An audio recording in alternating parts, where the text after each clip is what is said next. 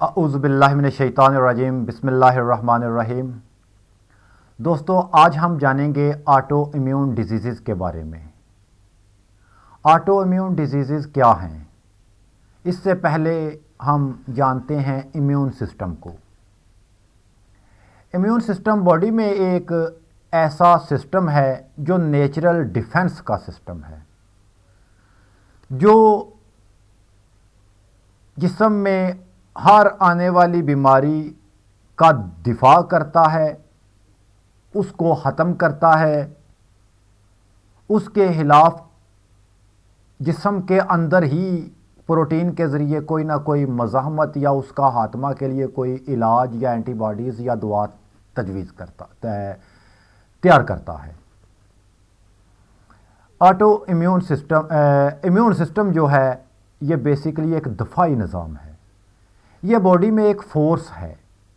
इसकी मुख्तलिफ़ यूनिट्स हैं, जैसा कि WBC है।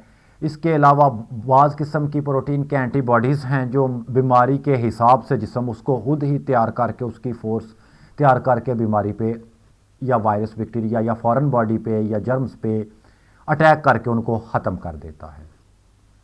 यानी ये एक नेचुरल कुदरती दफाई निज़ाम है कि जिस्म अपने आप को खुद ही दुरुस्त कर ले, जिस्म खुद ही रिपेयर कर ले, जिस्म खुद ही जिस्म के अंदर आने वाले ख़तरे को या दुश्मन को या एंटीबॉडी जो है जिस्म की जो कोई भी वायरस है, बैक्टीरिया है, जरासीम है, उसको अपने तौर पे ही अपने आप को लड़ाते हुए उसको ख़त्म कर दे। ये है इम्यून सिस्टम। इम्यून सिस्टम की खराबियों का नाम ऑटो इम्यून डिजीज़ है। खराबियाँ मुख्तलिफ़ किस्म की भी हो सकती हैं। फॉर एग्ज़ाम्पल, इम्यून सिस्टम बहुत ज़्यादा हाइपर हो गया, बहुत ज़्यादा मुतहरक हो गया, ये भी इम्यून सिस्टम की एक खराबी है। जैसे ही कोई डस्ट जिस्म पे लगी, जिस्म जो इम्यून सिस्टम है उस बॉडी में वो हाइपर है, फौरी तौर पे उसने तहलका मचा दिया, डस्ट की वजह से एलर्जी शुरू हो गई। हालांकि थोड़ी देर बाद डस्ट साफ़ भी हो सकती है, लेकिन इम्यून सिस्टम ने उसमें तहलका मचा दिया, फौरी तौर पे एलर्जी पैदा कर दी। बाज़ बंदों को छींकें आनी शुरू हो गई, फौरी तौर पे नाक से पानी बहना शुरू हो गया। थोड़ा सा वो डस्ट से गुज़रे या फूलों को सूंघा, उसकी खुशबू से फौरी तौर पर जो है वो इम्यून सिस्टम हाइपर है, तो फौरी तौर पे जो है वो एलर्जी शुरू हो गई। ये तो एक खराबी है कि इम्यून सिस्टम का हाइपर हो जाना। बहुत सी किस्म की एलर्जीज़ जो हैं वो हाइपर इम्यून सिस्टम में आती हैं। और एक इसकी खराबी ये भी है कि ये जिस्म में जो जिस्म के सेल्स हैं उनको ही गैर बॉडी समझ के उनको नुकसान पहुंचाना शुरू कर दे, उनको ख़त्म करना शुरू कर दे, डैमेज करना शुरू कर दे। इसको भी हम जो है इम्यून सिस्टम की खराबी जानते हैं, और इससे भी कई किस्म की बीमारियां पैदा होती हैं।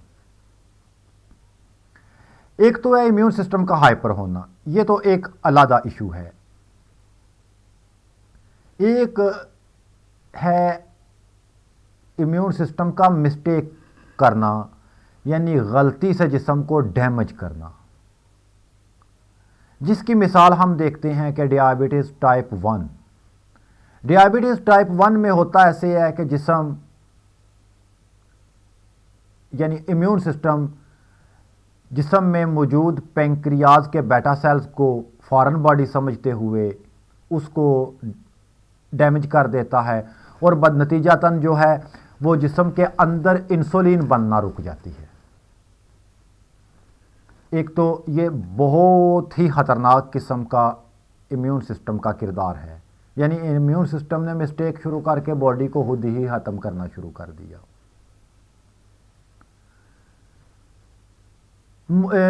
तकरीबन 100 से ज़ायद जो बीमारियां हैं वो इम्यून सिस्टम की खराबी में उनको शामिल किया गया है। जैसा कि अस्थमा है, मुख्तलिफ़ किस्म की एलर्जीज़ हैं, ल्यूकोडर्मा है, स्क्लेरोडर्मा है, वीट एलर्जी है, Addison's disease, Graves disease, multiple sclerosis, rheumatoid arthritis है जो जोड़ों की तकलीफ़ है, हाशिमोटोथायराइडाइटिस है, सेलियक डिजीज़ है या स्पॉन्डिलाइटिस है मोहरों की। ये ऑटो इम्यून सिस्टम की खराबियों का नतीजा है, यानी इनको ऑटो इम्यून डिजीज़ में शामिल ग्रुप में शामिल हैं। थायराइड की बाज़ बीमारियां ऐसी हैं जो इम्यून सिस्टम की खराबी की वजह से नहीं होती, वैसे भी हाइपर हो सकती हैं। थायराइड ग्लैंड्स का फंक्शन हाइपर हो सकता है, या पिट्यूटरी का जो है वो TSH जो है वो ज़्यादा हो सकता है, या फिर TRH ज़्यादा हो सकता है हाइपोथैलेमस का, जिसकी वजह से नतीजतन यानी मे बी वो इम्यून सिस्टम के दायरा में ना भी आएँ, यानी इम्यून सिस्टम की खराबी के दायरा में ना भी आएँ। लेकिन बाज़ बीमारियां थायराइड की ऐसी हैं जो इम्यून सिस्टम की जो है वो खराबी का नतीजा है। इसके मुख्तलिफ असबाब हैं जिनमें चंद का ज़िक्र मैं करता हूँ, और काफ़ी से इसका ऐसे भी कि इसके बहुत सारे जो है ना अभी तक रिसर्च इसमें इसको फाइनल नहीं किया जा सकता कि ये किसी एक सबब के वजह से ये पैदा होती हो, यानी अभी भी इस पे बहुत ज़्यादा काम हो रहा है। इसका जो पहला स्टेप है वो बॉडी के अंदर फॉरेन बॉडीज़ को शनाख्त करना। बॉडी के अंदर मुख्तलिफ सेल्स मौजूद हैं जो इस तरह की शक्ल के हैं, हरकत करते हैं और हर बॉडी को टटोल कर चेक करते हैं। ये इसका सबसे मुश्किल मरहला होता है कि चेक करना कि क्या ये बॉडी का हिस्सा है या फिर ये फॉरेन बॉडी है, कोई जरसूमा है, कोई बैक्टीरिया है, वायरस है, जर्म्स हैं, क्या है ये, उसको पहले टटोल के चेक करना। जैसे ही उसने अपनी शनाख्त के अंदर सेल्स ने समझा कि ये फॉरेन बॉडी है, फौरी तौर पे सिग्नल छोड़े, पीछे से इम्यून सिस्टम मुतहरक हुआ, उसने उसके ख़िलाफ़ जो है मज़ाहमत शुरू कर दी, उस पर अटैक शुरू कर दिया।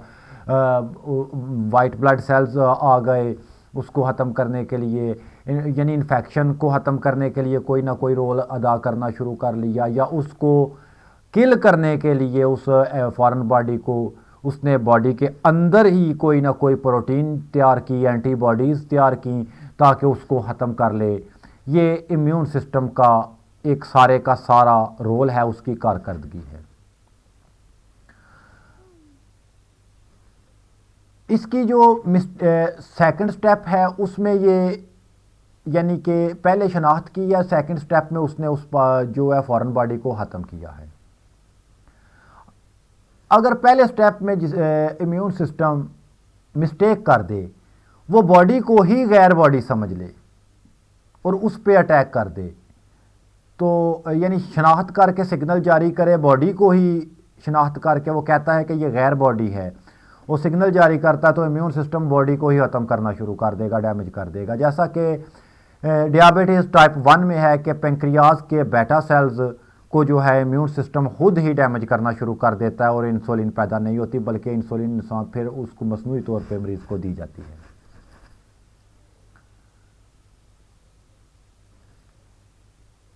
इसके मुख्तलिफ असबाब हैं। एक तो हम जो खुराक इस्तेमाल करते हैं जिसमें प्रिजर्वेटिव यूज़ होते हैं, ये जो डिब्बे की खुराक है या मशरूबात हैं, बड़े शौक़ से हम इस्तेमाल करते हैं, जो 6 माह बाद भी मैन्युफैक्चरिंग के 3 माह बाद भी वो फ्रेश नज़र आ रही हैं। जूस है 4 महीने के बाद भी वो उसको खोलेंगे तो वो फ्रेश नज़र आएगा। टीन पैक है, उसमें जब आप उसको खोलेंगे तो उसमें फ्रूट के पीसीज होंगे, वो फ्रेश नज़र आएंगे। भाई वो फ्रेश इसलिए नज़र आते हैं कि उनको मुख्तलिफ़ तरह के प्रिजर्वेटिव लगाए जाते हैं, जो एक जहरें हैं, जो फंगस बैक्टीरिया की परवरिश नहीं होने देती, उसमें जाला पैदा नहीं होने देती, उस फ्रूट को गलने सड़ने सरांड पैदा नहीं होने देती, उसको फ्रेश रखती हैं। 4 माह बाद भी आपने डिब्बा खोला तो वो फ्रेश नजर आई, क्योंकि उसमें प्रिजर्वेटिव मौजूद है। एक तो प्रिजर्वेटिव वाली डाइट लेना, पैकिंग वाली डाइट लेना, मशरूबात लेना, खुराक लेना, या डिब्बे की बंद सब्जियां, गोश्त वगैरह इस्तेमाल करना जिन पर प्रिजर्वेटिव यूज़ हुए हैं, वो खुराक जब हम इस्तेमाल करते हैं तो वही प्रिजर्वेटिव जो है वो बॉडी में दाखिल होते हैं, वो जिस्म के सेल्स के साथ बाइंड हो जाते हैं। फिर इम्यून सिस्टम धोखा खा जाता है, मिस्टेक करता है कि नहीं ये बॉडी नहीं है, ये फॉरेन बॉडी है, फिर वो खुद ही उसको पे जिस्म के अंदर ही अटैक शुरू हो जाता है। हालांकि वो थी बॉडी ही, लेकिन प्रिजर्वेटिव या केमिकल्स की बाइंडिंग के नतीजा में उसकी सिर्फ शक्ल साहत चेंज हो गई। उसने टटोल के देखा कि नहीं ये बॉडी का हिस्सा नहीं है, और जिस्म ने उसको, इम्यून सिस्टम ने खुद ही उसको डैमेज कर दिया। एक तो इस वजह से मिस्टेक पैदा हुई। दूसरा, जो हम एंटीबॉडीज़ एंटीबॉडीज़ कह रहा हूँ, एंटीबायोटिक्स का बेतहाशा इस्तेमाल करते हैं। एंटीबायोटिक्स जो है मुख्तलिफ़ केमिकल से जो है वो तैयार किए जाते हैं।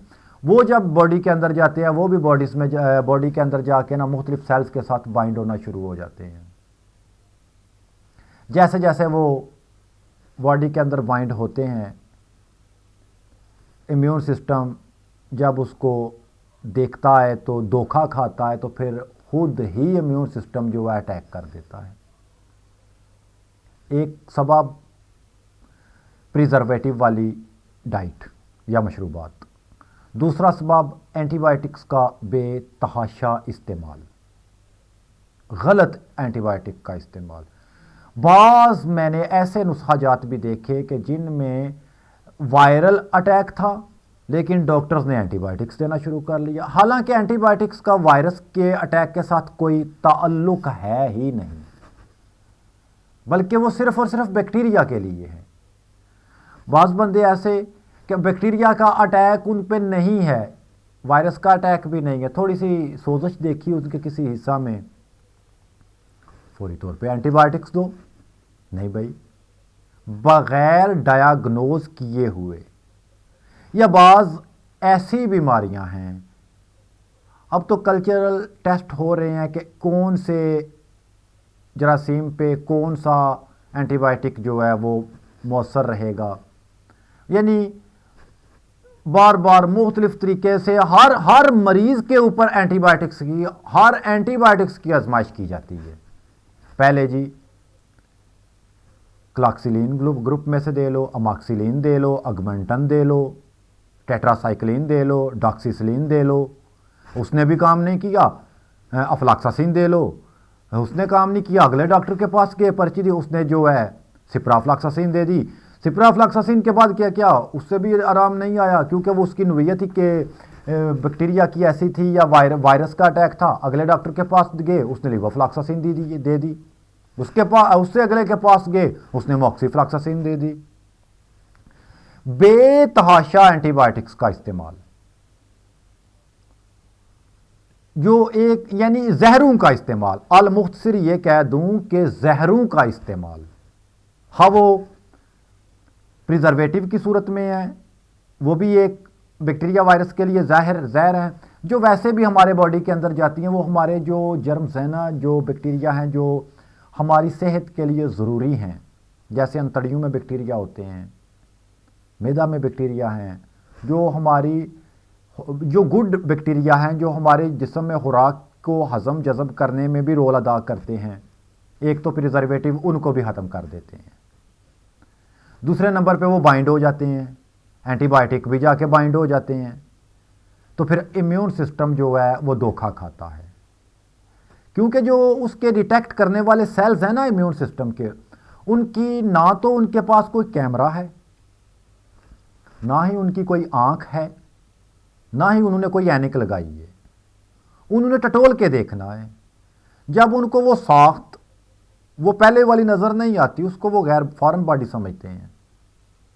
फिर उसका सिग्नल देते हैं तो इम्यून सिस्टम उसके ख़िलाफ़ जो है वो फोर्स भेज देता है, हाँ वो एंटीबॉडीज़ की फोर्स हो, हाँ किसी किस्म की भी मज़ामत हो, इम्यून सिस्टम उसके ख़िलाफ़ मज़ामत भेजेगा। यानी दो काजेज़ इसके ये हो गए। तीसरा कि बाज़ पेशेंट ऐसे हैं जो अरसा दराज पहले गनोरिया का शिकार हुए, सिफिलिस का शिकार हुए, या सोराइसिस का शिकार हुए, या टाइफाइड का शिकार हुए, उसके इलाज के बाद वो बीमारी तो उनकी दब गई, उसके इलाज के बाद ऑटो इम्यून डिसऑर्डर पैदा हो गया। इम्यून सिस्टम जो है वो खराब हो गया, उसके नतीजा में कोई ना कोई नई बीमारी सामने आ गई। जैसा मैंने पहले आपको बताया, तकरीबन 10 बीमारियों के नाम मैंने, जैसे ल्यूकोडर्मा है, स्क्लेरोडर्मा है, वीट एलर्जी है, एडिसन्स डिजीज़ हैं, ग्रेव्स डिजीज़ हैं, रिमाटाइड आर्थराइटिस है, हाशमीटोथायराइडाइटिस है, मल्टीपल स्क्लेरोसिस है, सीलियक डिजीज़ है और स्पॉन्डिलाइटिस है, अस्थमा है। ये तमाम बीमारियां, इनके पीछे कोई ना कोई सबब है, और सबब ऑटो इम्यून डिसऑर्डर है, और ऑटो इम्यून डिसऑर्डर के पीछे भी कोई सबब है। होम्योपैथी एक ऐसा तरीका इलाज है जो बीमारी को जहरों के ज़रिए तो नहीं मारती, जरासीम को जहरों के ज़रिए तो नहीं मारती, बैक्टीरिया वायरस को जहरों के ज़रिए तो नहीं मारती, यानी उसके साथ ज़िद तो नहीं करती, लेकिन इम्यूनिटी को जो है वो बहाल करती है। यानी इम्यून सिस्टम को मुतहरक करती है। जो अद्वियात इम्यून सिस्टम को मुतहरक, जो तरीका इलाज इम्यून सिस्टम जिसका मुकम्मल दारोमदार ही इम्यून सिस्टम पर है, वही तरीका इलाज इम्यून सिस्टम की मिस्टेक को भी ठीक कर सकता है। इसमें ऐसी अद्वियात हैं होम्योपैथी में जो बिलमिसल तरीका इलाज में भी दी जाती हैं, इम्यून सिस्टम को ठीक कर देती हैं, ऑटो इम्यून डिजीज़ का इलाज हैं, और मदर टिक्चर फॉर्म में भी ऐसी अद्वियात हैं जो ऑटो इम्यून डिजीज़ का इलाज हैं। अगली वीडियो में हम जानेंगे कि ऑटो इम्यून सिस्टम यानी हर बीमारी के हिसाब से, हर बीमारी के नाम पे हम एक वीडियो आपको देंगे जिसमें उसके असबाब, उसकी अलामात और उसका तरीका इलाज, उसकी अद्वियात मुकम्मल बयान की जाएंगी। ये वीडियो दर हकीकत डॉक्टर्स या मेडिकल स्टूडेंट्स के लिए हैं, ना कि सेल्फ मेडिकेशन के लिए। मेरी कोई भी वीडियो सेल्फ मेडिकेशन के लिए नहीं है। लिहाजा एक और आपसे गुजारिश है कि अगर आपको वीडियो पसंद आई है तो इसे लाइक करना और दोस्तों में शेयर करना ना भूलें। अगर चैनल में नए हैं तो चैनल को सब्सक्राइब कर लें ताकि हर आने वाली वीडियो की इतला आपको बर वक्त मिलती रहे। फ़ी मानिल्लाह। अब डॉक्टर शम्सुर रहमान को इजाज़त दें। अल्लाह हाफिज़।